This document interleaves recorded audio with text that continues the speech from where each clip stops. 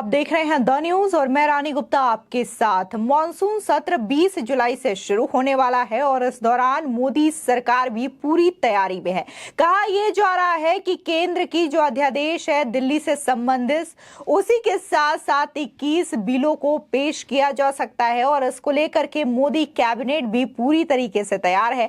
आपको बता दें कि केंद्रीय मंत्री प्रहलाद जोशी ने भी कुछ दिनों पहले इस बात की जानकारी दी थी कि मॉनसून सत्र जो है वो 20 जुलाई से शुरू हो जाएगा। इसी के साथ ही कहा यह जा रहा है कि इस बार का जो मॉनसून सत्र है वो नए संसद भवन की बिल्डिंग में हो सकता है, जिसे कि 28 मई को प्रधानमंत्री नरेंद्र मोदी के द्वारा उद्घाटन किया गया था। लेकिन इस बीच जहां दिल्ली से संबंधित जो अध्यादेश है उस मसले पर जाहिर तौर पर केजरीवाल के लिए बड़ा झटका होगा, क्योंकि कांग्रेस पार्टी जो है इसमें अभी भी समर्थन के लिए राजी नहीं हुई है। ना तो राहुल गांधी ने और ना ही मल्लिकार्जुन खड़गे ने इस वक्त अरविंद केजरीवाल से अध्यादेश के मुद्दे पर कोई भी बातचीत की है। आपको बता दें कि जब 23 जून को पटना में विपक्षी दलों की बैठक हुई थी तब अरविंद केजरीवाल खासकर इस बात को लेकर के डटे रहे थे कि जब तक अध्यादेश के मुद्दे पर कांग्रेस उन्हें समर्थन नहीं करती है तब तक वो विपक्ष की बैठक का हिस्सा नहीं होंगे। जिसके बाद यह निर्णय लिया गया था और कहा गया था कांग्रेस पार्टी के द्वारा कि मॉनसून सत्र शुरू होने के 15 दिन से पहले कांग्रेस पार्टी इस बात का सार्वजनिक तौर पर ऐलान करेगी कि वो अध्यादेश का समर्थन करती है या नहीं करती है।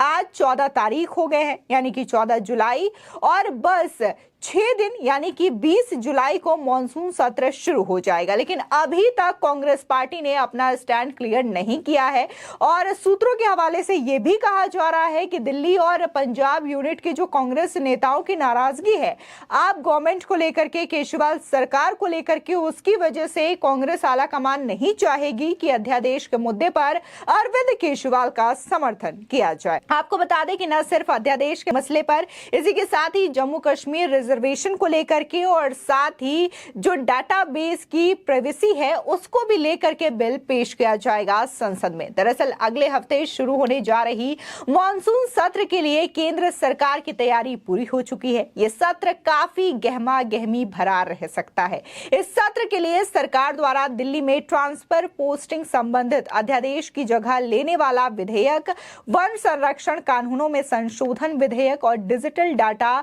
संरक्षण पर विधेयक पेश किया जाएगा। मोदी सरकार ने मॉनसून सेशन के लिए 21 नए विधेयकों की सूची तैयार कर ली है। इसमें फिल्म पायरेसी रोकने, सेंसर प्रमाणन की आयु आधारित वर्गीकरण, इसी के साथ ही DNA technology use and application regulation bill 2019 और राष्ट्रीय अनुसंधान फाउंडेशन स्थापित करने से संबंधित विधेयक शामिल किया गया है। आपको बता दें कि इससे पहले संसदीय कार्य मंत्री प्रहलाद जोशी ने कहा था ट्वीट करते हुए कि संसद का मॉनसून सत्र 2023 आगामी 20 जुलाई से शुरू होकर 11 अगस्त तक चलेगा। 23 दिन तक चलने वाले इस सत्र में कुल 17 बैठकें होंगी।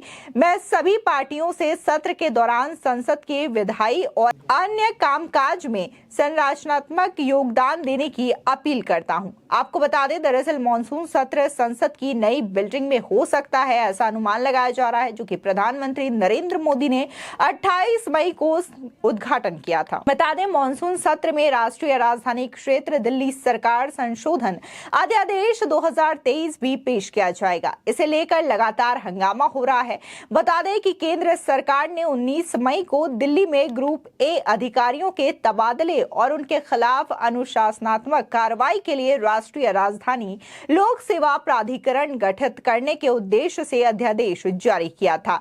इसके एक हफ्ते पहले ही सुप्रीम कोर्ट ने दिल्ली में पुलिस, कानून व्यवस्था और भूमि को छोड़कर अन्य सभी सेवाओं का नियंत्रण दिल्ली सरकार को सौंप दिया था। जैसे ही सरकार ने इसे लेकर अध्यादेश जारी किया, दिल्ली की आम आदमी पार्टी की सरकार ने विरोध करना शुरू कर दिया और उसे लेकर के अरविंद केजरीवाल, भगवंत मान आतिशी और संजय सिंह समेत कई आप नेता उन राज्यों में समर्थन मांगने गए जहां पर जो है विपक्ष की सरकारें मौजूद है। बता दें कि अब ये बिल यहां पास हो पाता है या नहीं, सबकी नजर इसी पर बने रहेगी। लेकिन उससे पहले जहां तमाम विपक्षी दलों ने, चाहे हम बात समाजवादी पार्टी की करें, टीएमसी की करें, जेडीयू की करें, ये तमाम जो ऐसी पार्टियां हैं उन्होंने केजरीवाल का समर्थन करने के लिए तो कह दिया है, लेकिन अभी तक देश की जो सबसे बड़ी विपक्ष की पार्टी है कांग्रेस पार्टी, उन्होंने इसको लेकर के कोई हामी नहीं भरी है। और अगर ये जो बिल के तौर पर संसद में पेश होता है तो ये केजरीवाल के लिए बड़ा झटका साबित हो सकता है। और कहा यह भी जा रहा है कि बीजेपी के पास और एनडीए के पास अपने आंकड़े मौजूद है विधायकों और सांसदों के, जिसके जरिए इसे आसानी से बिल के तौर पर पास करा लिया जाएगा। बता दें कि संसद का मॉनसून सेशन 20 जुलाई से शुरू होकर 11 अगस्त तक चलेगा। इस सत्र के दौरान जन विश्वास विधेयक और बहुराज्य सहकारी समाज विधेयक सहित अन्य विधेयक भी पेश किए जाएंगे। इस सत्र के लिए 7 पुराने विधेयकों को भी नामित किया गया है। वहीं जम्मू कश्मीर के लिए अनुसूचित जनजातियों की सूची में बदलाव से संबंधित विधेयक और the Jammu Kashmir reservation bill भी पेश किया जाएगा। इसी के साथ ही आपको बता दें कि राष्ट्रीय अनुसंधान फाउंडेशन विधेयक 2023, science and engineering research board act 2008 को खत्म करने के अलावा NRF यानी कि नेशनल रिसर्च फाउंडेशन की स्थापना का प्राविधान करता है।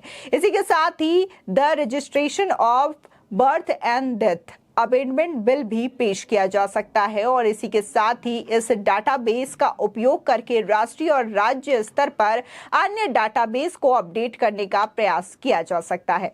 बता दें इसी के साथ ही मॉनसून सत्र 2023 के दौरान the National Dental Commission bill 2023 और the National Nursing and Midwifery Commission bill भी पेश किया जाएगा और इसकी स्थापना के लिए भी विधेयक लाया जा सकता है।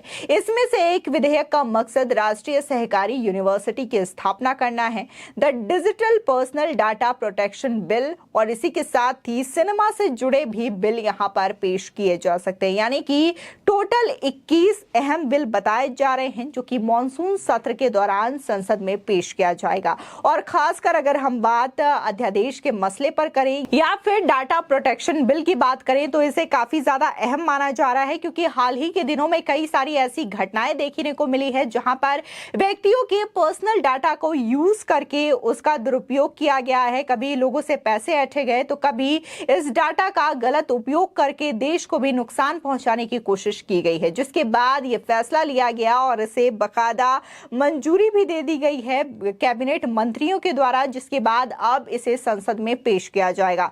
इसी के साथ ही अगर बात हम दिल्ली के अध्यादेश संबंधित बिल को लेकर के करें तो यहां पर अरविंद केजरीवाल की मुश्किलें काफी ज्यादा बढ़ सकती है। इससे पहले भी कई बार ऐसे देखने को मिले हैं जहां पर केजरीवाल सरकार और केंद्र सरकार के बीच सीधे तौर पर रार देखने को मिली है। यही नहीं, दिल्ली के एलजी और केजरीवाल सरकार के बीच भी ये रार देखने को मिल जाती है।